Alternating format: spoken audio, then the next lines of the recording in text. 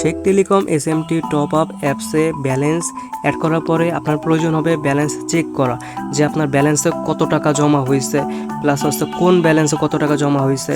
আচ্ছা, তো balance check করার জন্য আপনি সবার উপরে মাই ব্যালেন্স নামে একটা অপশন পেয়ে যাবেন। এই জায়গা থেকে মাই ব্যালেন্সের উপর একটা ক্লিক করবেন।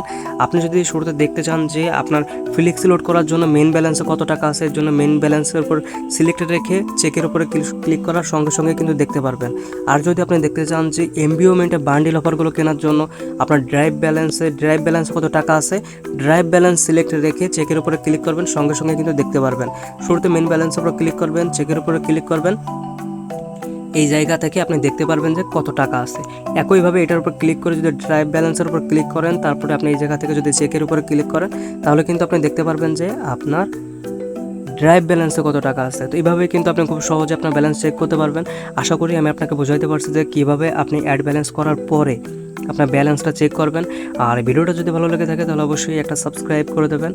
আর এসএমটি টপ আপ নিয়ে আমাদের টোটাল মিলে 10টা ভিডিও বানানো আছে। আপনি যদি ওই ভিডিওগুলো দেখেন তখন কিন্তু এই অ্যাপসটা ব্যবহার করা আপনার জন্য একদমই সহজ হয়ে যাবে।